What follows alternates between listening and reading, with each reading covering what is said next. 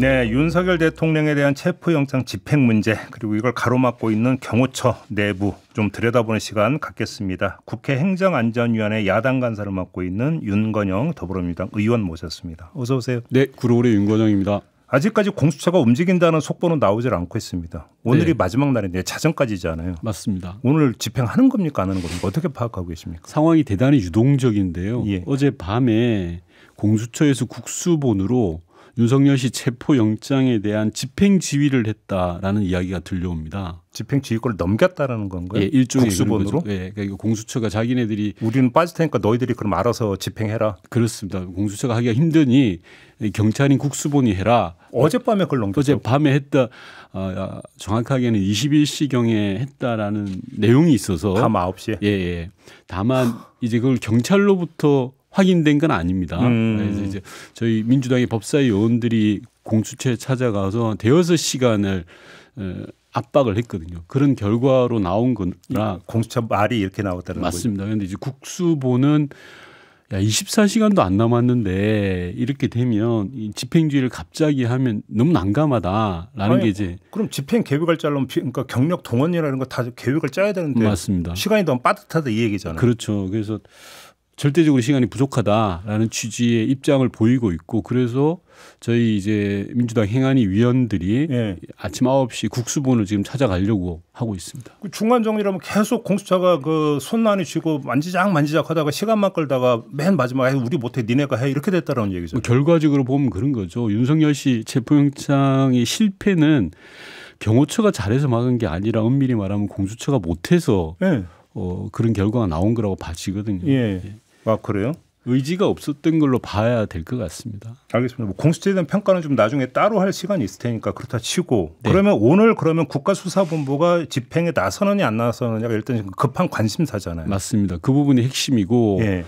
저희 민주당을 비롯해서 많은 분들 국민들 지금 한남동의 엄동설안에 밤을 새신 분들 계시잖아요. 그렇죠. 그분들은 오늘이라도 하라는 요구를 하고 계신 거고요. 예. 저는 국수본이 강력한 법 집행 의지를 세워야 된다고 생각합니다. 대한민국이 법치국가 법이 통하는 나라다. 상식이 통하는 나라다라는 걸 보여줘야 돼요. 의무가 있다고 생각합니다. 세금 받고 세금으로 일하잖아요. 어제 그 경찰 직장협의회는 입장 내놨잖아요. 특공대라도 투입해서 집행해야 된다. 맞습니다. 어떻게 생각하십니까? 당연하고요. 1차 체포 때 국수본하고 공수처 한 100여 명 갔다는데 네. 당시 경비하고 주변 인력이 2,500명 이상이었거든요. 경찰 경력이. 네. 마음만 먹었으면 전 충분히 가능했다고 생각합니다. 그런데 이제 의지가 좀 부족했고 준비가 부족했던 거라고 봐야죠. 그럼 아무튼 그러면 국수본의 입장은 아직 확인은 안 된 겁니까?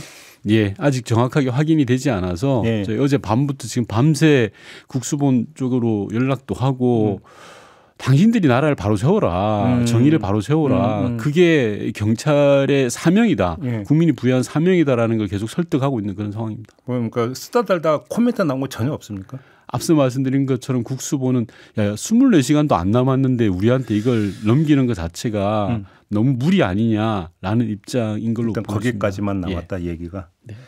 알겠습니다. 그리고 어제 그 민주당 내란 진상조사단에서 밝힌 내용이 그때 1차 집행을 할 때 네. 박종준 경호처장이 발포 명령까지 내렸다. 그런데 경호처에서는 전면 부인을 했거든요. 어떻게 파악하고 계십니까? 여러 가지 썰이 있습니다. 지금 네. 뭐 저한테도 제보가 쏟아지고 있는데요. 네. 경호본부장이 토요일 날 경호처 간부들을 모아놓고 여러 가지 이야기를 했다는 겁니다. 토요일 날 엊그제? 예. 군과 경찰이 우리를 배신했다. 예. 경호처가 대통령을 지켜야 된다라는 걸로 연설을 해서 분위기를 다 잡았다는 거예요. 그리고 케이블 타이 400개를 준비해라. 케이블 타이요? 예, 들어오면 무조건 체포해라. 라는 이야기를 했다는 거예요. 그럼 경찰 경력을 체포하라 이 얘기가 되는 겁니까? 말도 안 되는 황당한 일을 한 거죠. 예.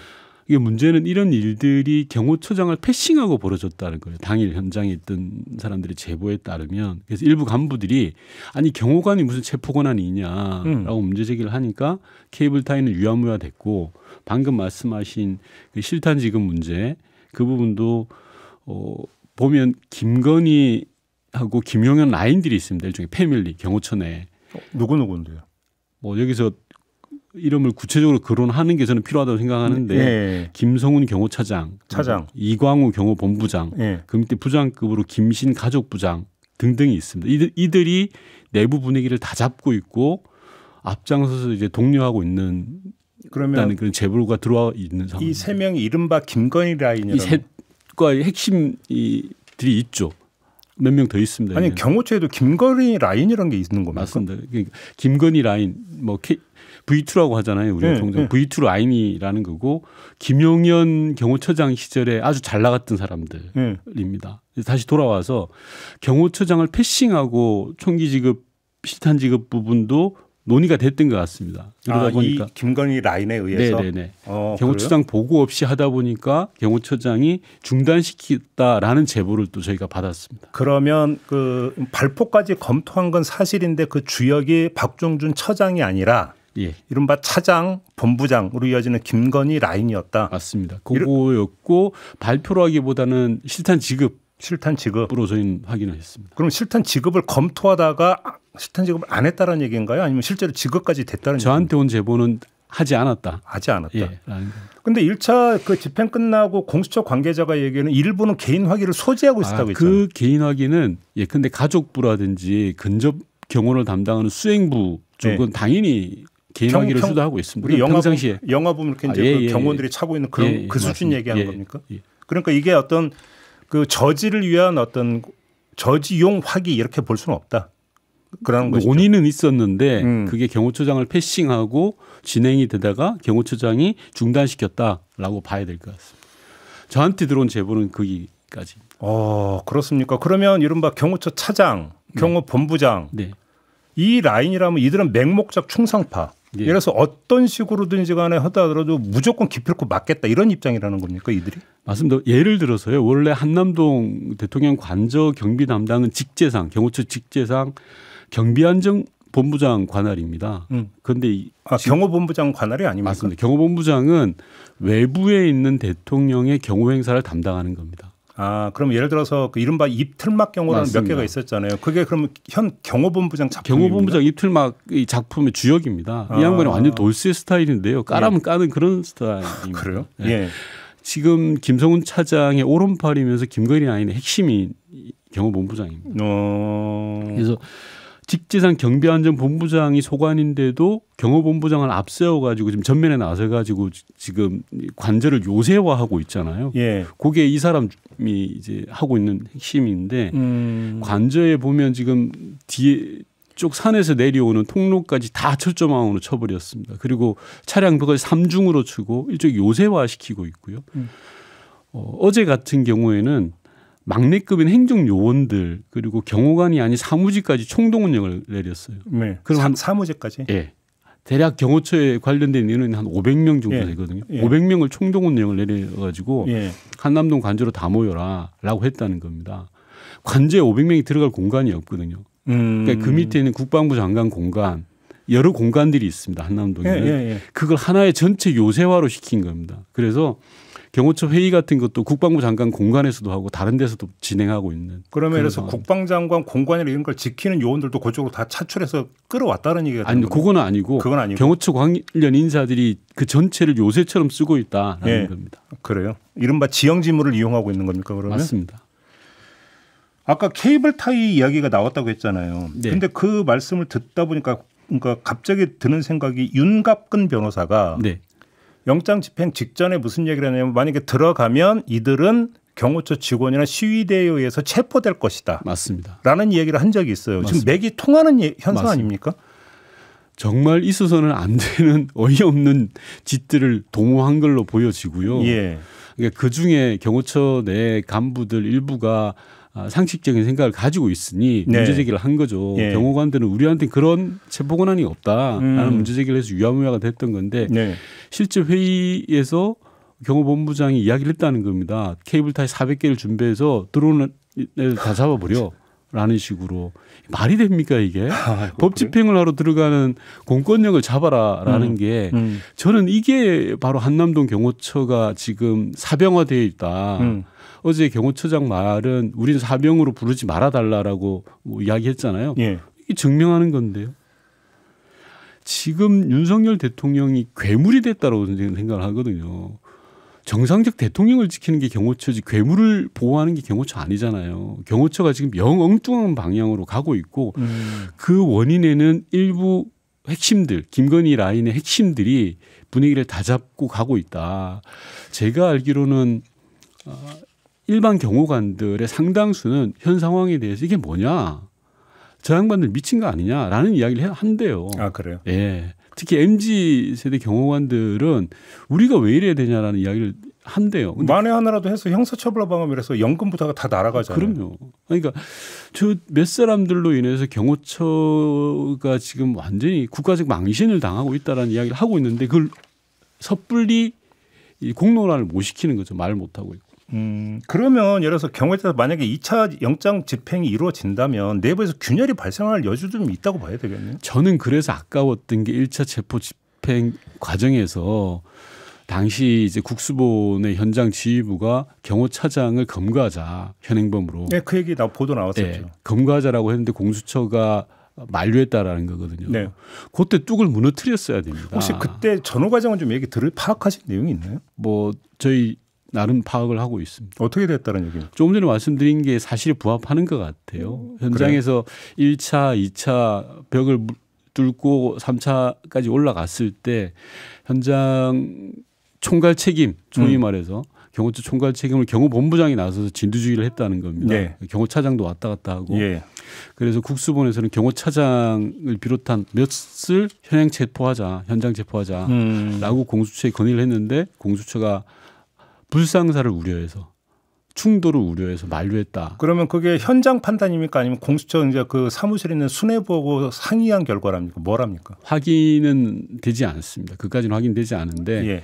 뭐 공수처 현장에 나와 있던 사람이 전화를 한 이후에 입장이 바뀌었다 뭐 어떻다라는 여러 가지 썰은 있는데 전화했다는 썰도 있긴 하다. 확인은 되지 않습니다.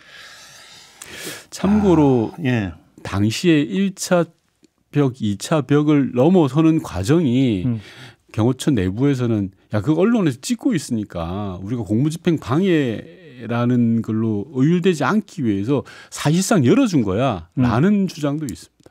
그래요? 네. 저기 아까 얘기했던 이른바 경호처 안에서의 김건희 라인이 있잖아요. 네.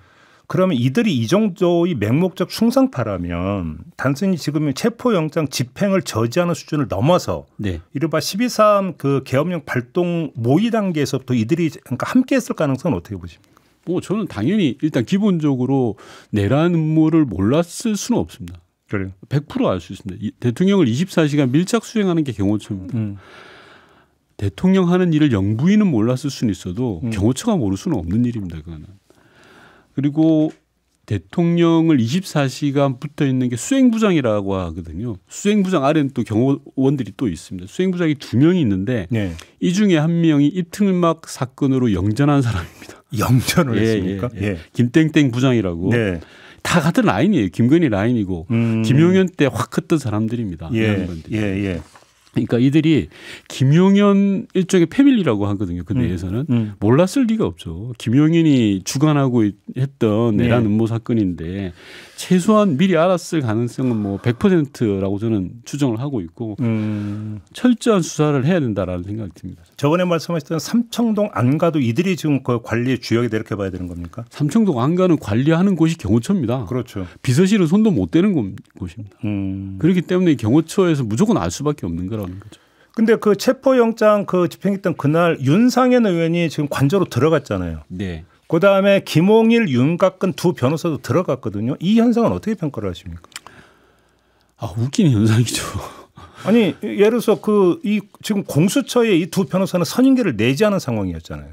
어제 언론 보도에 따르면 의견서를 서부지법에 의견서를 낼 때 냈다라는 보도도 나오더라고요. 공수처에도 냈다고요? 네. 아니, 지법에 내면 그게 인정이 되니까요. 인정이 된다. 그러니까 그러면 그 두 변호사는 그렇다 치고 윤상현 의원을 관저에 들락거리게 한 이 행위를 어떻게 평가를 해야 되는 겁니까? 저는 윤석열 씨가 지난번에 그 보수 유튜버 나는 보고 있다. 지지자들에게 보낸 편지 있지 않습니까? 네네네. 그 2탄이라고 생각합니다. 그래요? 네. 윤상현 의원이 윤석열 씨를 만나고 나서 한 말이 뭡니까? 윤석열 이꼬르 대한민국 그 자체다. 체제라고 했죠. 체제다라고 이야기. 말이 됩니까? 내란 범죄 중범죄자를 대한민국 체제 그 자체다. 그럼 왕정에는 쓰는 표현이죠. 왕정 때도 그런 말 못하죠. 왕정이 무너지고 있으면 죄송합니다라고 속고대죄를 해야 될 판국인데 지금 왕정 체제가 아니라 독재도 아니고 민주주의 체제에서는 어떻게 이름을 찾을 수도 없는 그런 체제 아닙니까? 윤상현 의원을 통해서 나는 건재하다. 우리 지지층이여 분기탱천 일어나라. 라는 신호를 준 거라고 보거든요. 그래서 의도적으로 윤상현 의원 들어오는 거에 대해서도 묵인하고 만나고 했던 것 아닌가 싶습니다. 지금 언론은 예를 들어서 한남동 관저 앞에서 이른바 그 반대파와 찬성파가 갈려서 집회를 하고 있는 현상을 약간 이제 그 내전이라고 하는 표현까지 쓰면서 묘사를 하고 있습니다. 네. 근데 이게 좀 약간 과한 표현인 것 같지만 사실은 그 불씨를 안고 있는 거잖아요. 맞습니다. 이게 만약에 영장 집행이 제대로 이루어지지 않으면 그건 더 커질 거 아닙니까? 맞습니다. 법대로 하지 않으면 국론은 더욱더 분열되는 겁니다. 그러니까요. 우리가 어려울 때일수록 원칙으로 돌아가라라고 하지 않습니까? 그렇죠, 그렇죠. 대한민국에서 원칙은 뭡니까? 법이거든요. 그러니까 법대로 집행하고 법에 따라서 의율하면 되는 겁니다. 내란 범죄, 중범죄를 저지른 이 범죄 혐의자에 대해서는 법에 따라서 강제 구인을 해서 조사하고 문제가 있으면 구속시키고 사법 체계에 따라서 징역을 살리고 하는 게 대한민국 법이거든요. 근데 지금 가장 큰 문제는 윤석열 씨와 그리고 일부 국민의힘 의원들이 그 법을 무시하겠다는 거잖아요. 그렇죠. 법 위에 대통령이 있다라고 우기는 거잖아요. 지금 오늘 나온 보도를 보면 국민의힘 지도부가 제3의 장소에서 조사를 받는데 대신 그 수사 주체를 공수처가 아니라 경찰로 넘기는 걸 조건으로 이런 방안을 제안할 거다라는 보도가 있어서 어떻게 평가를 하십니까? 법을 우습게 하는 거죠. 그래요. 대한민국 법을 우습게 하는 거고 어쩌려고 그럽니까? 그분들 오늘만 살 거 아니잖아요. 네. 윤석열 씨하고 이제는 관계를 절연해야 된다고 생각합니다. 국민의힘은. 그런데 오늘 40명 간다잖아요. 의원들이.